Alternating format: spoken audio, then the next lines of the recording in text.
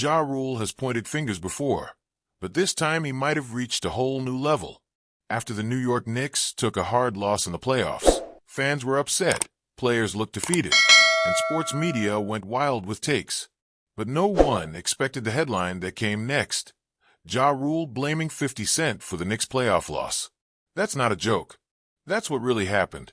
And as strange as it sounds, when you dig into it, the whole thing starts to feel like another chapter in one of the longest-running beefs in hip-hop history.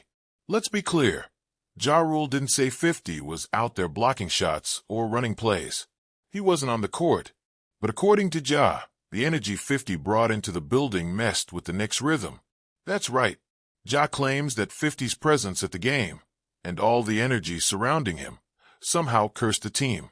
Now, before you write it off as crazy, remember this is Ja Rule we're talking about. He's a man who's seen highs and lows, scandals and success, and he's never been one to keep quiet, especially when it comes to 50 Cent. The two have been at odds for over 20 years. Their beef started on the streets of Queens and exploded into the music industry, shaping careers, changing the sound of New York rap, and drawing lines that fans still argue about today. They've traded disses, taken shots at each other's business moves, and even dragged each other into documentaries. So when 50 showed up courtside at Madison Square Garden, all smiles and champagne, you just knew something was going to pop off. The Knicks were in a do-or-die situation, and the crowd was electric. Stars were in the building. Everyone was watching. And right there in the front row, grinning like he owned the place, was 50 Cent. Some fans were hyped to see him. Others joked online that 50 being there might bring bad luck. And after the Knicks fell apart in the fourth quarter, losing the game in a way that felt like a punch to the gut, Ja Rule wasted no time. He jumped on social media, posting clips, memes, and a message that felt half serious, half spiteful. Knicks ain't stand a chance with the bad energy in the building, he wrote. We don't need that karma courtside. Y'all know what it is. It didn't take a genius to figure out who he meant. The comment section lit up. Fans started laughing, arguing, even blaming 50 for everything from missed free throws to turnovers. But the thing is, this wasn't just about basketball. For Ja Rule, this was personal. To him, 50 isn't just a rival. He's a symbol of everything that went wrong in his career. When 50 rose up in the early 2000s, Ja Rule was at the top of the game. Hit after hit, platinum plaques.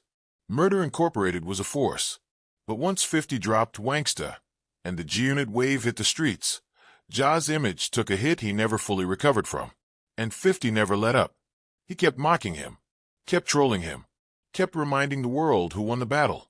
Even when Ja dropped decent music, even when he tried to pivot to business, movies, or festivals.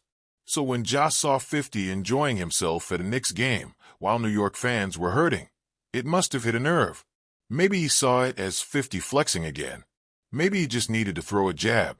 Or maybe he truly believes 50's energy is toxic enough to ruin a playoff run. Now, to be fair, the Knicks lost because of basketball reasons. Bad defense, missed shots, poor coaching decisions. But in New York, the line between sports and culture is thin. Celebs in the front row aren't just watching, they're part of the show. And when 50 shows up, it's not quiet. He makes sure everyone sees him. Laughing, clapping, talking. The cameras love him.